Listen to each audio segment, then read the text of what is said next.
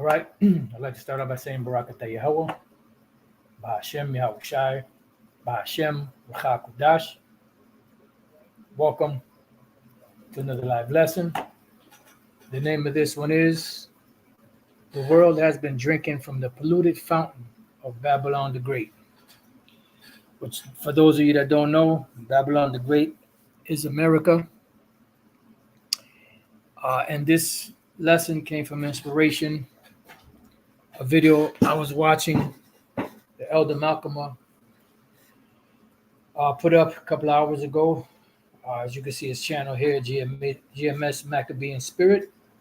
Sketchy schemes, questionable reports. And he's reporting on this individual here, which I'm a little leery about this guy, but nevertheless, if he brings out something that's good, then so be it.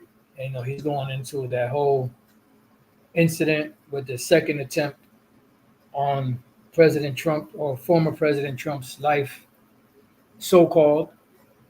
We'll see what happens. We'll see if this is real, or if it's all part of the act. And somewhere in this video, I'm not sure where, but he mentioned something about these nations, and I can't remember exactly how he said it. It was probably more towards the end of the video, and I don't remember how he said it, but that's what brought to mind. Oh, that's what it was. He was reading from Jeremiah 51, which I got that on deck. And he was reading about the golden cup and the nations drinking of it, so on and so forth, and the nations are mad. And that kind of got the wheels turning for this lesson. Now, these different nations out here, outside of America, they came to America years ago to make a better life for themselves, build a better economy, came to this place as a beacon of hope. And pretty much the consensus was from these nations that if you go to America, the streets were paved in gold, your life will become a lot better, a lot easier financially. And this is how the nations built up their wealth and their economies in their particular nations by trading here in America. But unbeknownst to them, what they had to trade with, which was a US dollar, was something that was being devalued by the day from the moment that it was created. It's just like a car. When you get a car, brand new car, the brand new car starts to devaluate the moment you drive it off the lot. All right? It just starts to deplete. And the reason why is because the US dollar, which is the world reserve currency as of 1944, Shalom, all the D-Man, there's a smoothie in the fridge. Okay, all right. So, and pretty much, you're on the bar. And pretty much, since that time, the paper dollars, which is really not constitutional to use, was used as a means of exchange. Because currency, which is what it's called, is like you hear in the background, the water, that's a current. And the current moves. And the currency is the way that, or this US dollar that they use to circulate the economy to be able to buy or sell with. And these nations, in order for them to really thrive and flourish in their nation, had to take on this US dollar to be able to do their trade. And this is how these nations became rich. But the problem now is that this dollar has become a burden. It's become more of a liability than it has been an asset. But they're still using that means because they can still make money off of this place. Because you have to understand that, when they make these, I don't know if I saluted you. You know, when they make these products in their country, they're they have a very low overhead. You know, meaning that they don't have to pay as much to their workers and for the materials, fabric, so on and so forth. When and then they bring it here to the Americas, and then when they sell it here, you know, they make a big, gigantic profit. Like if they make something in their country for, let's say, 5 cents, 10 cents, and they send it over here to America and sell it for $1, that's a whole 95% markup, if I'm not mistaken, on the numbers. You know, so that's nothing but profit. You know, and if you know anything about retail, usually in retail, whatever you buy a product for, I know years ago when I was in retail, when you buy a product, you know, let's say you buy a product for $1, you can mark it up to about 400%, which you would sell it for, I believe it was $4 or $5, something like that, which is either $4 or $5, a 400% markup from the price that you bought it for. And that's why you'll see, you know, 50, 60, 70, 80% discount off of these particular, you know, this particular product, because it might be going either out of style or out of season, you know. And when they sell it to you for 50% off, you're still paying a 200% markup.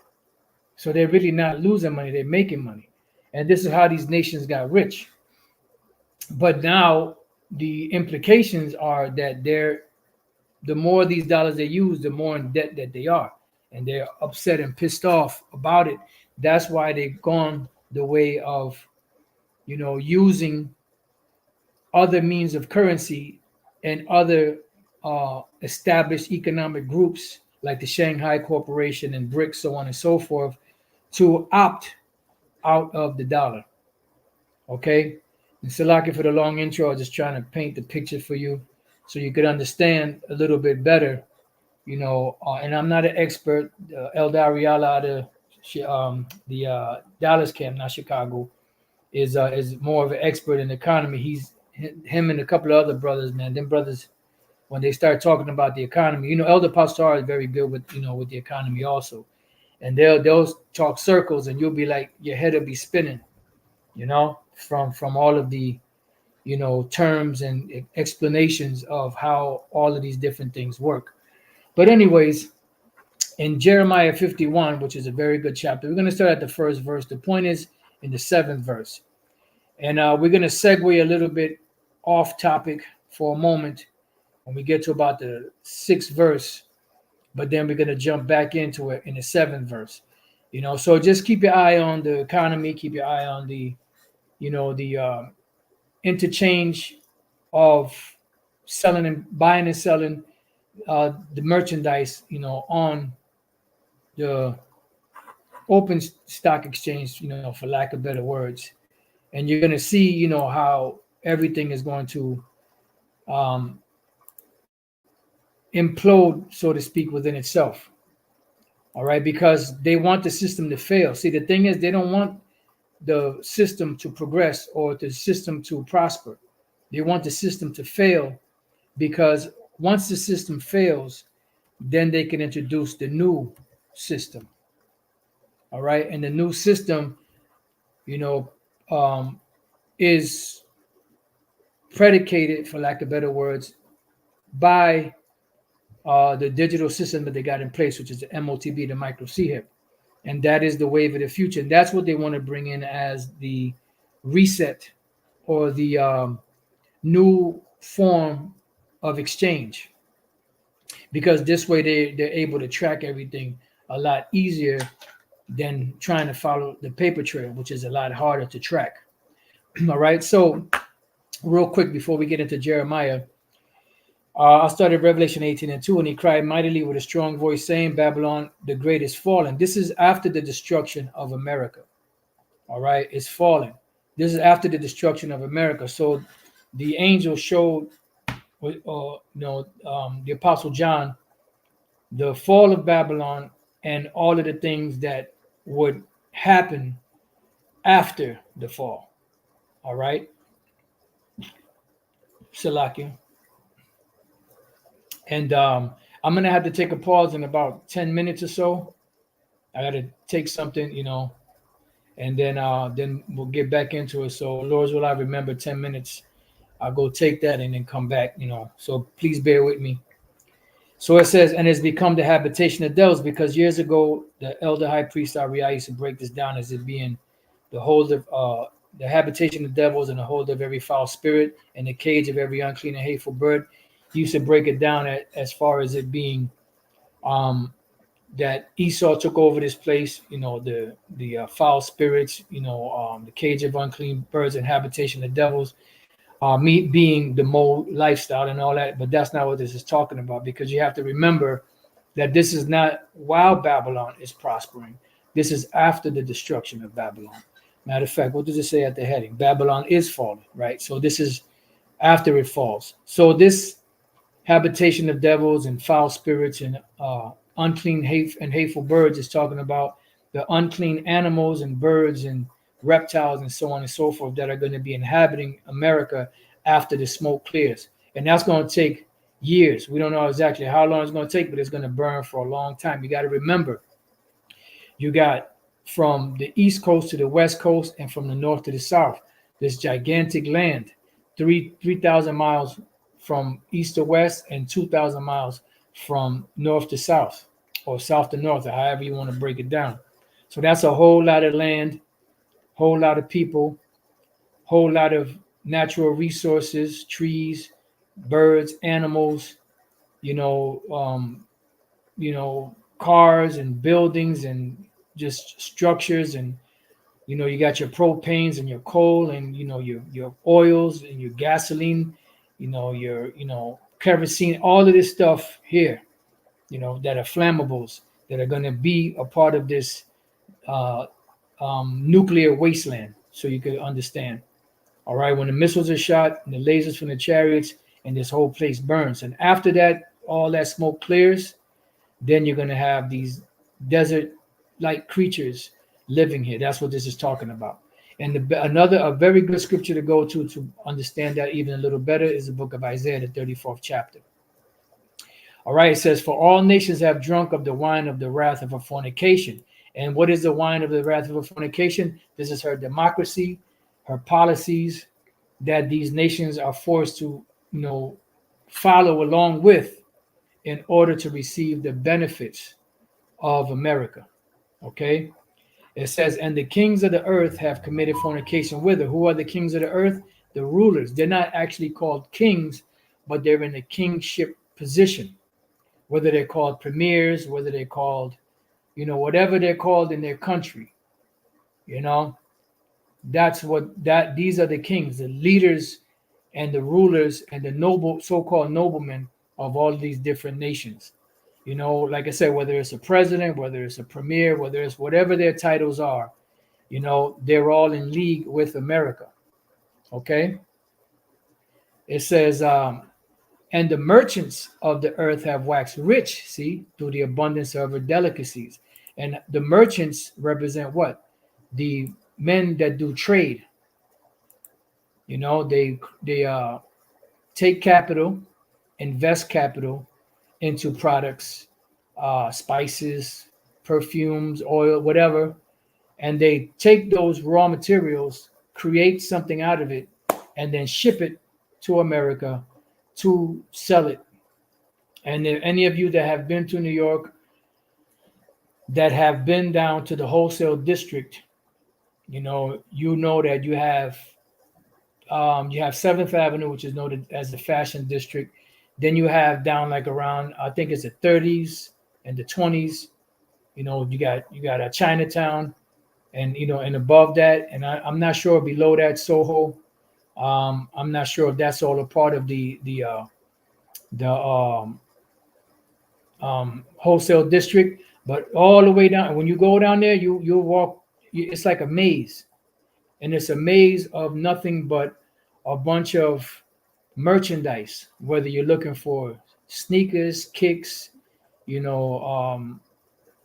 tennis shoes, whatever you call it, ones and twos, whatever you call them, you'll find it all down there. Shirts, pants, sweatpants, jeans, coats, hats, gloves, scarves, incense, you know, different, just everything that you want, rugs, whatever you want down there, you'll find it in that whole wholesale district. And there's some of those because of the police, because a lot of them are underground. They're selling, underground stuff. You have to know people that will guide you through like a maze into these different buildings to where you can find, the different things that you're looking for. If you've ever been down there, if you ever explored that, you know, and some stuff is out in the open and some stuff is hidden, you know. So that's all. So America is Babylon the Great. They sell these products all throughout America, but New York City, is specifically Manhattan, that is like a haven for these merchants. All right, and when we look up this word merchants, right, it's the word emporos, where you get the word emporium from.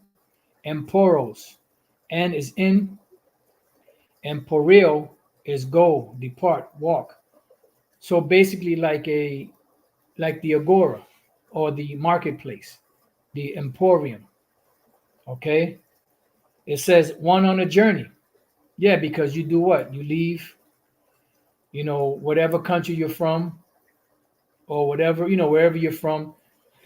You pack up your wares, and then you go, because some people in America, they'll leave all the way from whatever state they're in. You got people that leave from New York and then go all the way down south to buy watermelons. They'll have a box truck and they'll fill up the box truck with as many watermelons as they can buy and come back up north to New York and sell them on the streets. $8 a pop, $10 a pop, depending on the size, and they're the real good, clean, wholesome watermelons too. The ones with the seeds in it, the black seeds.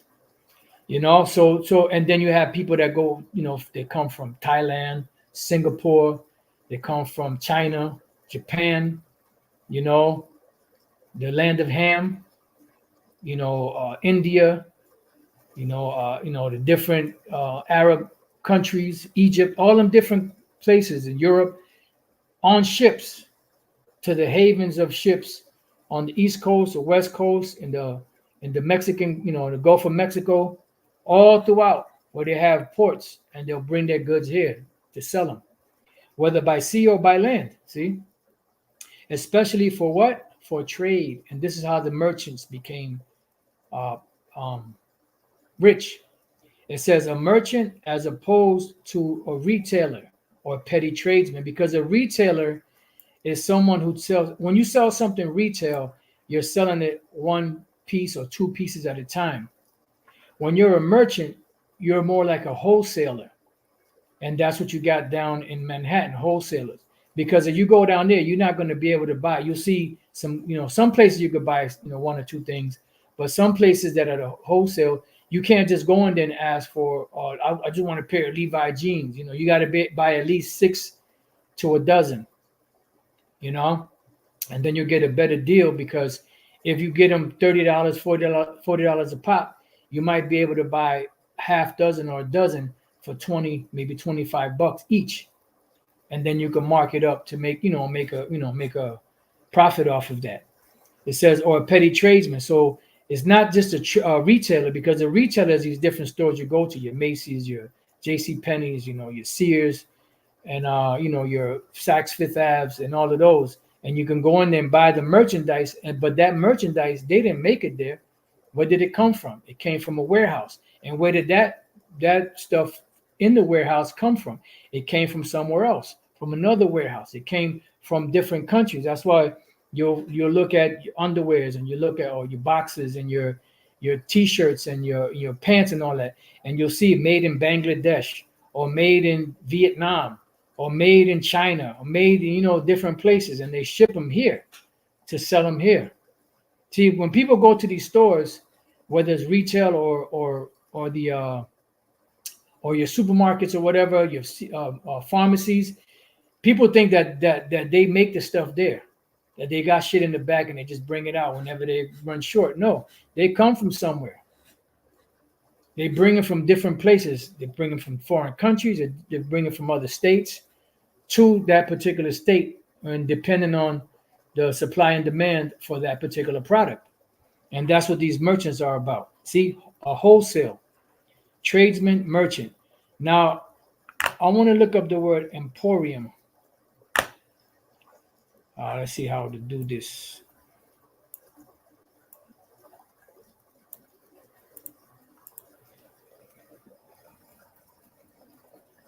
Delete. Where you at? Delete button. There we go. Bastard. All right. Emporium definition. Here we go. A large retail store selling a wide variety of goods. See? Now I want to go to the etymology of this. Emporos. Place of trade, mart. That's like what the agora, the marketplace. From Latin emporium, from Greek emporion, trading place, market. From emporos, merchant.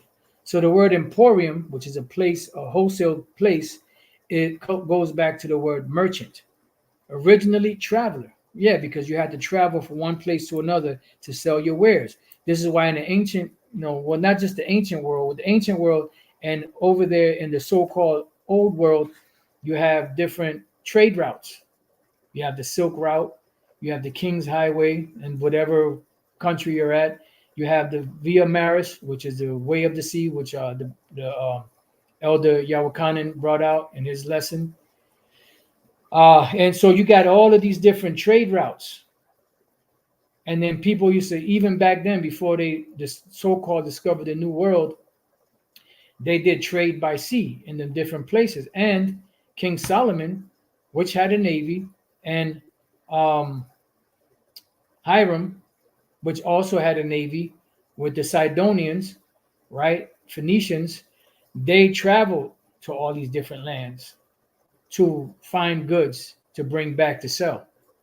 You see? Boom, boom, boom, boom, boom, boom.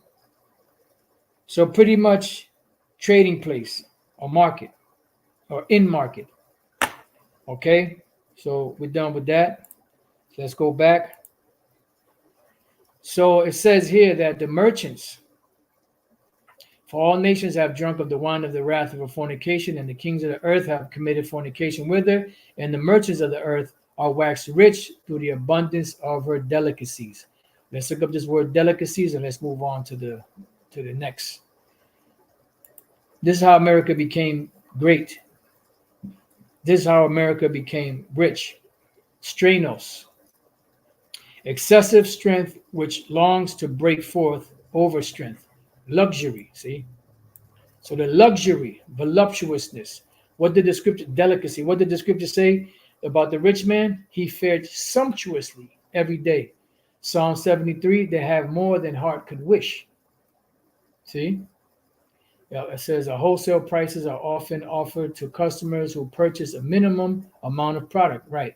Which can vary depending on the manufacturer or distributor, right? Because they are the ones that, set the policy.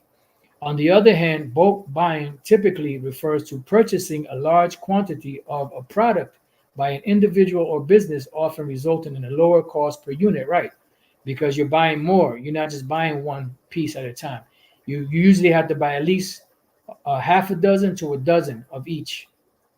In some cases, a dozen. All right, so we dealt with that. So the merchants of the earth are going to be crying when they see the destruction of this place because they're not going to be able to make any more money. And Salaki, I went past my time.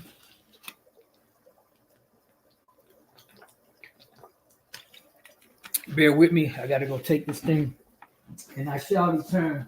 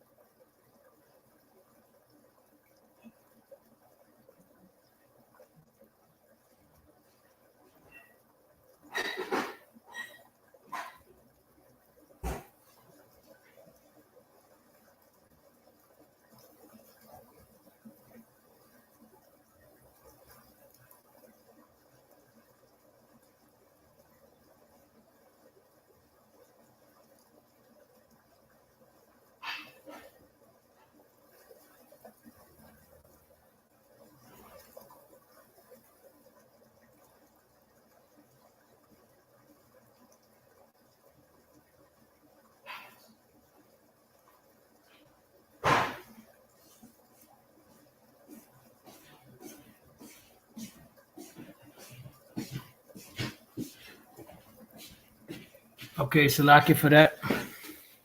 So let's go from there. Let's go to Jeremiah 51 and 1. Thus saith the Lord power, behold, I will raise up against Babylon and against them that dwell in the midst of them that rise up against me a destroying wind. All right, so what is that destroying wind? That is the nuclear wind. All right, and that nuclear wind, you could do the research. When the missile hits, when it gets to ground zero, and the warheads ignite, so to speak, they send a blast out. You see a mushroom cloud go up, what they call a mushroom cloud, and then there's a wall, like a force that comes out of that explosion, and it goes out so far, depending on the amount of plutonium that's within that warhead. And then you'll see it. You like if you watch those different videos on when they were detonating these atomic bombs and different bombs, you'll see this wave going out, but it's a hot wind. That's the destroying wind that the Lord is speaking about here. That's going to destroy America, Babylon the Great. All right, and that's where the Lord gave them the technology to do that. And that wasn't just a thing where they just woke up one day and everything just came together. That was an arduous, hard task. A lot of prepping, a lot of money spent, a lot of trials to finally get perfect this technology. And they painfully sat down and actually put these things together painstakingly, right?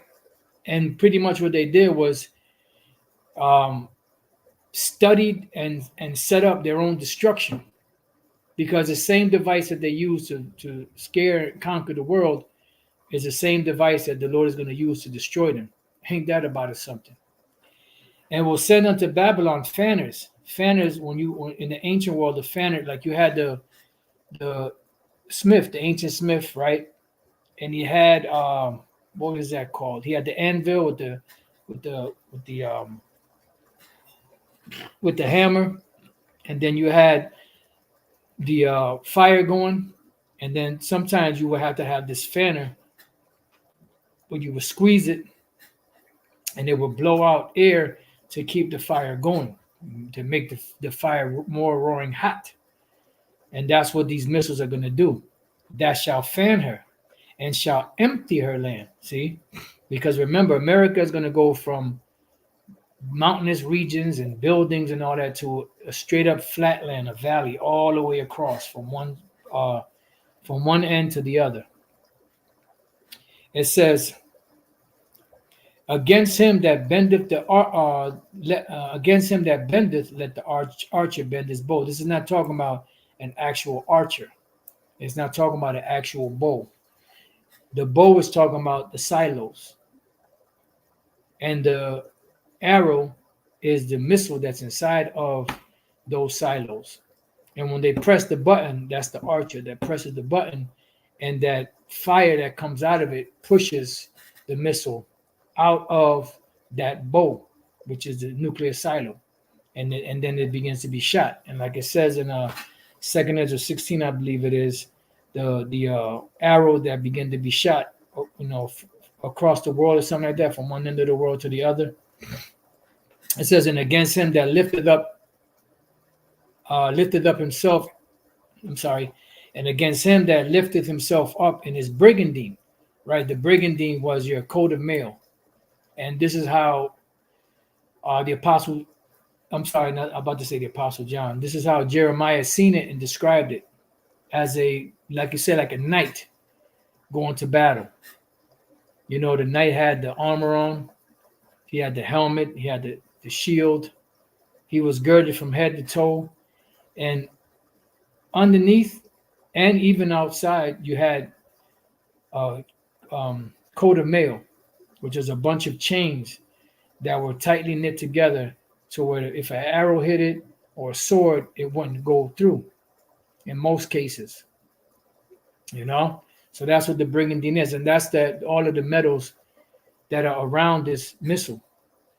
It says, "And spare ye not her young men." Yeah, because her young men are what? The young men are used for the war. You know, what is it? The age where they can draft you. What is it, from 18 to 26? Is it? If a brother knows offhand, Babak Bashab, you could post it. I believe it's like from 18 to 26 or something like that, because that's the prime. Now, when you go, there's a song that was done by Paul Hardcastle. I believe it. I believe the artist was. The song is called 19, if I'm not mistaken. And 19, you know, it was a song about Vietnam. He said the average age of the soldier back then was 19. You know, now some soldiers, as soon as they got out of high school, they went right into war, and that's 17. And depending on when their so-called birthday is, 17, 18. But the average back then was 19, because remember, they had a draft back then. All right. It says, "And spare not her young men." Why? Because those are the men that's going to be in the wars. 18 to 25. The water, brother, the water. 18 to 25. Because that's the prime. Now, when they run out of that, or when they run low on that, guess what? They go into 26 to whatever the case may be, as long as the people are healthy. But the average American today, especially the men and women, they're pretty much, you know, out of shape. You know, they're out of shape. The water elder, the elder also put it, says the draft age in the United States is 18 to 25 years old, and men who meet the following criteria are required to register for selective service, right? You know, and that's why when you become of age, 18, you're supposed to um, sign up with the military. And years ago, I'm pretty sure they still do it. The recruiters, military recruiters, would actually go to these different high schools to recruit people. You know, it says, "Destroy ye utterly all her hosts." What are the hosts? That's talking about all of their militaries and their military plus their weapons. It says, "Thus the slain shall fall in the land of the Chaldeans, and they shall all thrust through. They are thrust through in the streets of Lakia." I'm a little off today. Uh, Thus the slain shall fall in the land of the Chaldeans, and they that are thrust through in her streets. Right, because those missiles are going to devastate everyone on the soils of America. Men, women, children, you know, the alphabet people, so on and so forth. For Israel have not been forsaken, and Judah, nor Judah of his power, because you have an elect that will still be delivered of Yahweh Bashem El Shai of hosts, though their land was filled with sin against the Holy One of Israel. Because even though Israel as a whole, we went off, the Lord still has a remnant among us, you know, that he's going to deliver when that time comes, when just prior to this destruction. You see? And that is the hope, that we be the hopeful elect, that we be the elect. So it says here, "Flee out of the midst of Babylon." Now you have individuals in the past, and even to this day, that teach that you got to leave out of America. Well, back in at One West, you know, like Elder Pastor told us years ago, this is before me actually came in there, that you had to get a passport, and just before the destruction of America, you had to take a plane and get out of Babylon the Great, which is impossible to do. But this is not talking about fleeing out of the midst of Babylon physically. It's speaking about fleeing out of Babylon spiritually, mentally. All right, I'll give you a couple of precepts on that. Micah 2:10, "Arise ye and depart, for this is not your rest, because it is polluted." So this place is polluted. So how we did depart from it? Mentally. Using the world is not abusing it.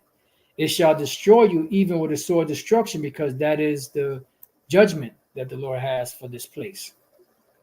"If a man walking in the spirit of falsehood do lie, saying, I will prophesy unto thee of wine and of strong drink," that's dealing with this man's philosophies, He shall even be the prophet of this people, because you have false prophets also. I will surely assemble, O Jacob, all of thee. I will surely gather the remnant of Israel, which is what? The elect. I will put them together as the sheep of Basra, because you're going to have the northern kingdom and the southern kingdom coming together, the elect of them, to be delivered.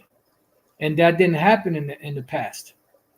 That's talking about now. And America is that place. Okay, not the Solomon Islands.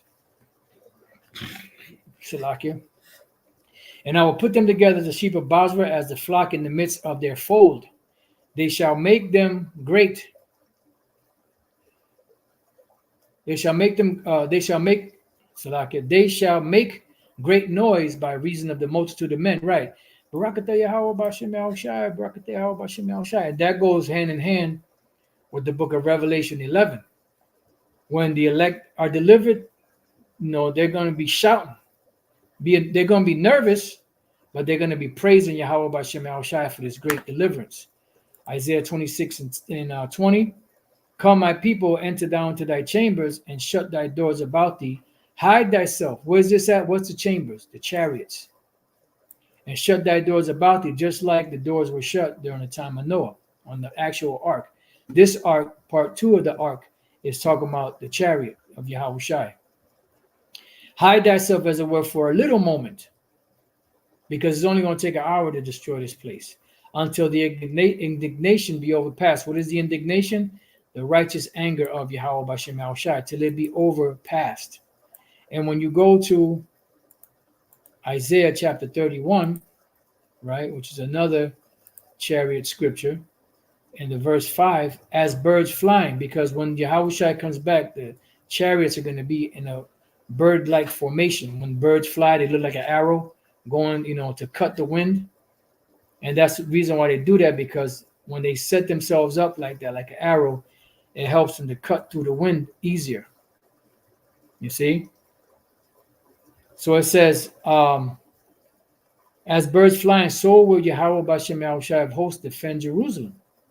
Defending also, he will deliver it, and passing over, he will preserve it. That's why it says, hide thyself for a little moment until the indignation be overpassed. See? So Revelation 11:11, and after 3 days and a half, which is 350 years, prophetic years, from the time that, the truth started coming out in full bloom, 69, 70, until 1969, 1970. I'm sorry, from the time that the bulk of the slaves were brought here, 1619, 1620, till the truth started coming out, which is 1969, 1970. You could do the math. That's when the spirit of life from the Most High entered into them. This is when the bones started coming together with their bones, but they got the breath. The first part of that was during the time when you had the revolutionary movements, in America, when Judah started waking up, coming together, Black Panthers, Black Stone Rangers, and other revolutionary groups like that, where you had old gangs that started taking up, the revolutionary movements, for the betterment of their people. Because from what I understand, I'm not an expert at it, but from what I understand, when the gangs were first created, they weren't created to fight against each other like you see now. They were created as a watch over, the cities of, the brothers and sisters in the city. That's what they were created for. But they were demonized, But like I said, I don't know a whole lot about it. I would have to go back and do a little more research. But then eventually they started coming together more so in this revolutionary movement to help better the life of Jake. So that's when the bones were coming together with their bones. They understood that they were the same people. They understood, about who the real enemy was, but they didn't have the breath in them because they didn't know that they were Israelites. Okay, it says the spirit of life entered into them. This is when the truth really started flourishing back in 1969, 1970 by a man by the name of Elder Albert Bivens, which is If you could receive it, we believe that's Abraham and John the Baptist and Elijah are coming back. Same person, different incarnations. If you could receive it. If you can't, I don't know what to tell you. So the spirit of life is the truth. The spirit quickens, makes you alert, makes you um, alive. Okay, gives you proper understanding. Because the book is out there, the Bible is out there, but everyone can't understand the Bible. They use the Bible and they get caught up in that web, in those stumbling blocks. And even ones that know that they're Israelites get caught up in that stumbling block. Some because they took a bag, and others because they're just blinded by Yahweh Bashem Shai. And they stood upon their feet, meaning no longer were they in that servitude mindset. They understood who they were. They started coming together, and they stood upon their feet boldly against those that oppressed them. It says, and great fear fell upon them which saw them. And that's why you see this, these so-called Christians nervous because they see the Israelites coming back together. And then you have the elite. You better believe it, even though the elite ain't out there saying it, you better believe that they're nervous. Salakia. Salakia for that. Forgive me. It says, and they heard a great voice from heaven saying unto them, come up hither. And this is what is meant by Revelation 18 that we read earlier, come out of her, my people, that you be not partakers of her sins. I believe that was also there, but also in Jeremiah what we were reading. All right. And they ascended up to heaven in a cloud. What cloud? Yahweh Shai's chariot. And their enemies beheld them, just like when you read Wisdom of Solomon in the 5th chapter. It's the same blueprint. And then in the same hour was there a great earthquake, which is from the missiles hitting the soils of America and wherever else they're going to hit on the planet. Definitely the land of Israel. And the 10th part of the city fell. So as the elder pastor brought out, which is true, there could be a series of missiles or a missile or 2 or 3 or 4, however many, hit a certain portion of America. And that sets off, a wave. It says, and in the earthquake was slain of men 7,000, which is a complete number. And the remnant were affrighted and gave glory to the power of heaven. Yeah, because at that moment, when those missiles hit, the elect are going to be going up into the air. And all those missiles are going to be flying from all over the place. And they don't understand that the Lord, Yahweh Bashem Al Shai, is going to make these same nations that are allies with America shoot missiles on America also. Because they're sick. And you could see it. If your eyes are open, you could see that these European nations and allies of America are sick of this place. They hate it with a great disdain. But the only reason why they haven't severed ties with her, number one, is prophecy, and number two is because they're making that money. You see? So let's go from there. Let's go back to Micah chapter 2 and 13 now. The breaker has come up before them, which is Yahweh Bashem Al Shai. They have broken up and have passed through the gate and are gone out by it. And their king, Yahweh Bashem Al Shai, shall pass before them. And the Lord Yahweh Bashem Al Shai on the head of them. Because what? The chariot. Now let's go from there to the book of Zechariah 9 and start at 14. And the Lord Yahweh Bashem Al Shai shall be seen over them. Yahweh Shai's chariot, the chariots of the angels, and his arrow shall go forth as the lightning, because there's going to be lasers coming down from the chariots also, as well as the missiles. And the Lord Yahweh Bashem Al Shai power shall blow the trumpet. That's the last trump, not Donald, which is the ending of the 6th, in the beginning of the 7th. The 7th trumpet is completion. That's when the devastation, destruction comes. And we have to be out of here by the very end of the 6th into when the 7th is starting to blow. Because when the 7th trumpet blows, ooh, ooh, that's what I'm going to say. Inside joke. And shall go with whirlwinds, which are the other chariots of the south. The Lord Yahweh Bashem Al Shai of hosts shall defend them, and they shall devour and subdue with sling stones. What are those sling stones? That's the missiles, and that's also the lasers from the chariots. And they shall drink and make a noise as through wine. That's dealing with the elect, with this knowledge. And they shall be filled like bowls, and as the corners of the altar, because you're going to have a lot of blood that's going to be shed on this land. Remember, the scripture said that the slain of the Lord shall be many, and the Lord their power shall save them. Who? The elect. In that day, as the flock of his people, because you have an elect of Yahweh Bashem Yahushai. For they shall be as the stones of a crown lifted up as an ensign upon his land, because they're going to see, the world's going to see the elect going up, and they're going to be kicking themselves in the ass. Just like you have a crown. The crown, when you have a crown, you have a king, the king has a crown. A crown is made out of gold. In most cases, it's arrayed spectacularly, beautifully. The stones that are put on that crown are the best crafted stones ever, that they can find in that region.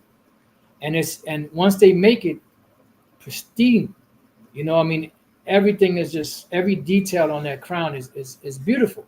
They don't take the crown and just put it in a box and just hide it. The crown is taken and put on the king's head for all to see the splendor of that crown on the king's head. So when Yahushua comes back to get his elect, the elect are going to be going up into the chariots like a spectacular crown on the king's head. Because remember, he's coming to make up his jewels. And the elect of the nation of Israel are the crown of Yahushua, one of the crowns, that he's coming back to get, to magnify his father's name and his name. Ain't that about it something? It says, for how great is his goodness and how great is his beauty. Corn shall make the young men cheerful, and new wine the maids. That's in the kingdom of heaven. And the corn and the wine is talking about this knowledge. All right. So going back to Jeremiah 51, let's read 6 again. Flee out of the midst of Babylon, meaning to the chariot, and deliver every man his soul, because first step is to get out of her mentally. Second step is when the Lord comes and delivers the elect out of here. Be not cut off in her iniquity, for this is the time of Yahweh Bashem Yahushua's vengeance. He will render unto her a recompense. And the way that we know that this is the very end is because the scriptures speak about earthquakes and famines and uproars of the people, speaks about these different wars, speaks about these economic woes, the lack of, the storehouses, lacking, so to speak, so on and so forth. It says Babylon has been a golden cup in the Lord's hand. See? So the Lord has used this devil with the resource that he's given them to be this golden cup to the world. And all these nations drank of that cup. Excuse me. That made the earth drunken. Right. This is that queen, that harlot in the book of Revelation chapter 17 that had that cup. And it said there the same thing, that it gave it to the kings of the earth. And pretty much like the kings of the earth gave it to the people of their land and made them drink of this wine. That's why when you go to these different countries, whether it's European countries or over to Singapore, your Taiwans, your Bangladesh's, your China's, Japan's, all these different places, a lot of those people, men, women, are acting just like the American men, women, and children over here. Completely bugged out. Same snobby attitude, everything. It says the nations have drunken of her wine, therefore the nations are mad. Why? Because they're put in a bad debt situation that they're struggling to get out of. You see? It says Babylon is suddenly fallen and destroyed. So America is going to be taken out suddenly. Isaiah 47 also speaks about this. And the word suddenly is patham,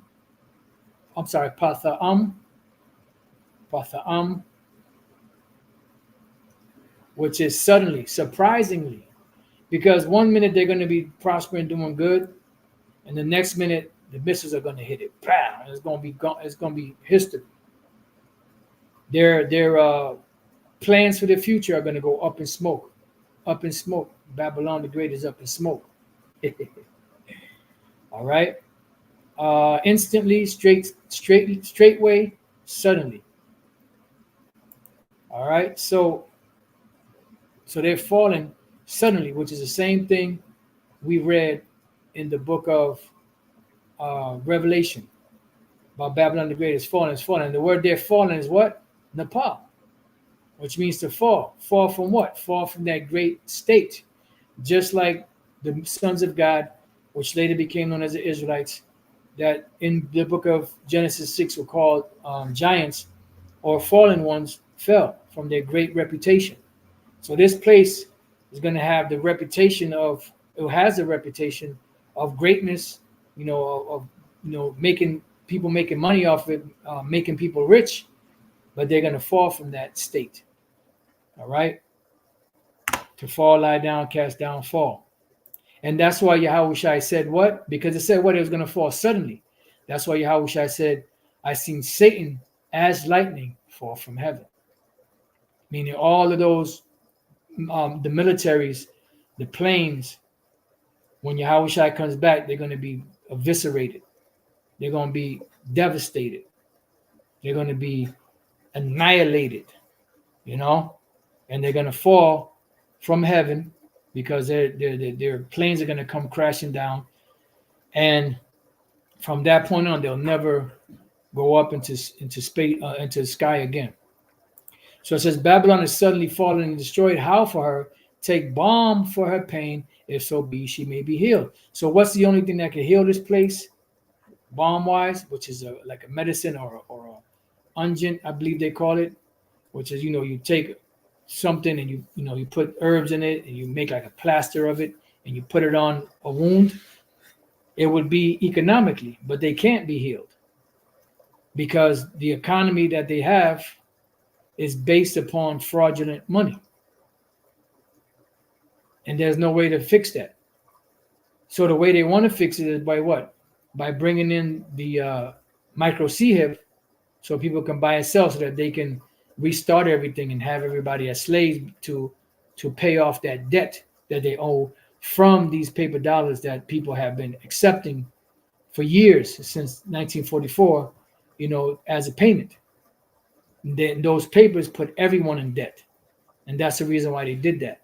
Because they wanted everyone in debt because they wanted a world of slaves controlled by them. See, these plans go way back. This ain't something that just happened, a couple of years ago. It says, we would have healed Babylon, but she is not healed.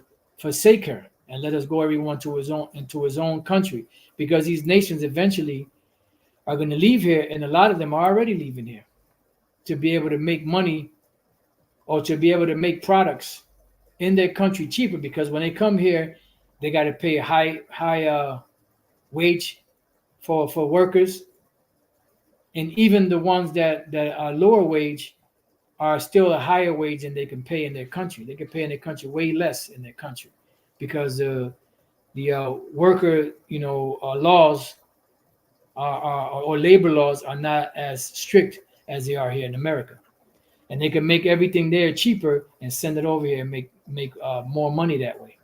So a lot of them are already going, but a lot of them are going to be leaving here. It says, for her judgment reacheth unto heaven and is lifted up even to the skies, because it's time for the Lord to take this place down. The Lord hath brought forth our righteousness. Come and let us declare in Zion the work of Yahweh Bashem Yahushua, our power. Make bright the arrows, gather the shields. What are the arrows? The arrows are the missiles. The shields will represent, the defense, their defense. Because you do have certain missiles that are used for defense. But the defense, so-called defenses here of America are not going to be able to divert the nuclear missiles. Because the scriptures say that even if those missiles hit one of those nuclear missiles, it's not even going to hurt it, because the spirit of Yahweh is going to be in them. Yahweh Bashem Shai. The Lord has raised up the spirit of the kings of the Medes, and that's why the Lord is stirring up these so-called Russians. And eventually he's going to pretty much put that evil thought in the mind of whether it's Putin that's in office, or if somehow he, because he's alive and kicking, we're very close. But let's say if he happens not to be there and somebody else is in there, whoever is in there, whether it be Putin or somebody else, the Lord's going to put an evil thought in their heart to hit that button. He's going to hit the button for his devices against Babylon. So the Lord's going to turn the minds of these nations, the kings that are making money off of Babylon, against Babylon the Great. Because it is the vengeance of Yahweh Bashem Shai, the vengeance of his temple. This is for the controversy of Zion. Okay? Set up the standard upon the walls of Babylon, make the watch strong. So even if you watch, it ain't going to help because you're going down. Set up the watchmen, prepare the ambushes, for the Lord Yahweh Bashem Shai had both devised and done that which he spake against the inhabitants of Babylon. So this is already written. So in another dimension, this already happened. We're just waiting for it to play out in real time, here, in our time. O thou that dwellest upon many waters, abundant in treasures. This goes hand in hand once again with Revelation 17. Thine end is come, because there shall be time no longer. And the measure of thy covetousness. Because remember, just like as the Lord told Belshazzar, you have been weighed and have been found wanting. America has been weighed long time ago, and they have been found wanting. And the only solution is destruction. The Lord Yahweh Bashem Shai of hosts has sworn by himself, saying, surely I will fill thee with men as with caterpillars, and they shall lift up a shout against thee. He hath made the earth by his power, he hath established the word by his wisdom, and hath stretched out the heaven by his understanding.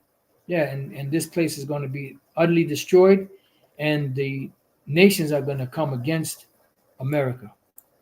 When he uttereth his voice, there is a multitude of waters in the heavens, and he causeth the vapors to ascend from the ends of the earth. Yeah, because this place is going to be sizzling, like Michael Jackson. I'm sizzling. Inside joke. He maketh lightning with rain, which is what? Those missiles, and bringeth forth the wind out of his treasures. And what is in the Lord's treasure? His armory. What is his armory? His armory represents the missiles. All right, so I'm gonna just go straight here. But before I read that, let me go to Jeremiah 50 to show you that the armory, or the one of the Lord's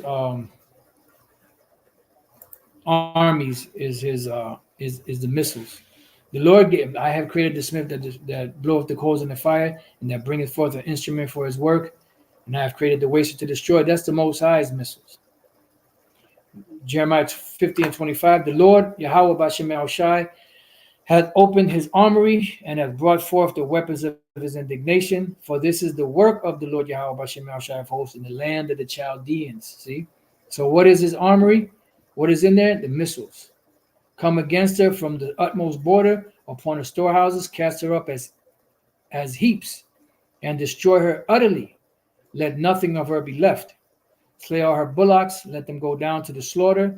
Woe unto them, for their day is come, the time of their visitation. All right? The voice of them that flee and escape out of the land of Babylon, to declare in Zion the vengeance of the Lord Yahweh Bashem Shai power, the vengeance of his temple, which we read in Jeremiah 51. You could read it here in Jeremiah 50. You could also read in Isaiah, the 34th chapter, which is the controversy of Zion. All right? Call together the archers against Babylon. What are the archers? The men that have missiles around the world, these different militaries. All ye that bend the bow, camp against the roundabout, let none thereof escape, because this place will be totally annihilated. Recompense her according to her work, according to all that she hath done. Do unto her, for she hath been proud against the Lord Yahweh Bashem Shai, against the Holy One of Israel. And it says, spare no arrows. Spare no arrows. Therefore shall her young men fall in the streets, and all her men of war shall be cut off in that day, saith the Lord Yahweh Shem Shai, which we read also in Jeremiah 51, I believe. It says, Behold, I am against thee, O thou most proud, saith the Lord Yahweh Shem Shai of hosts, for thy day is come, the time that I will visit thee. And the most proud shall stumble and fall, and none shall raise him up, because once his place goes down, it will not come back up. And I will kindle a fire in his cities. What's that? The missiles, the lasers from the chariots, and it shall devour all round about him, which brings to pass, or brings in Jeremiah 51:25. Behold, I am against the old destroying mountain. This goes hand in hand with, I believe that's Isaiah 14, that destroyed nations or something like that. Can't think of the quote right now. Saith the Lord Yahweh Shem Shai, which destroys all the earth. Because why? They have power over all the earth, because the earth was given into their power. And I will stretch out my hand upon thee and roll thee down from the rocks, meaning from your lofty position, come sit in the ground, O virgin daughter of Babylon, there is no more throne, and will make thee a what? A burnt mountain. And what's going to cause that burnt mountain? The missiles and the lasers from the chariots. So like the world has been drinking from the polluted fountain of Babylon the Great. They're pissed off. Shalakia. And the Lord is going to,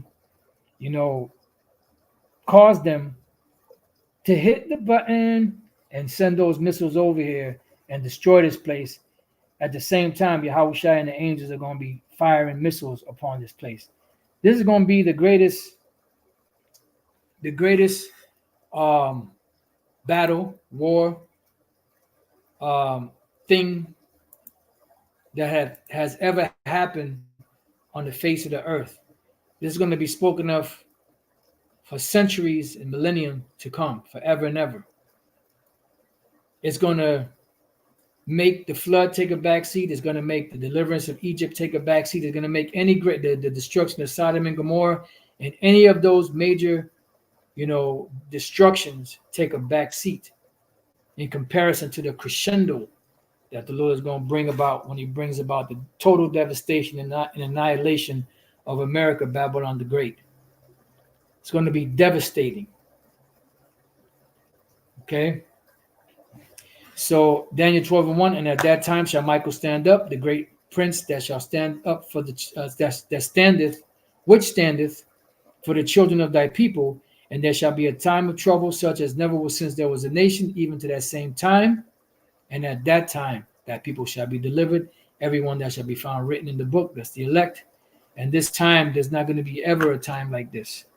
And you got to remember that you could also add to this the lead up to it, everything that's going to happen prior to the Lord coming back. There's going to be the time of Jacob's trouble. It's going to be crazy out here leading up to this. And the final thing is the icing on the cake, which are the missiles flying, the chariots coming through, firing lasers on America and taking this place totally out.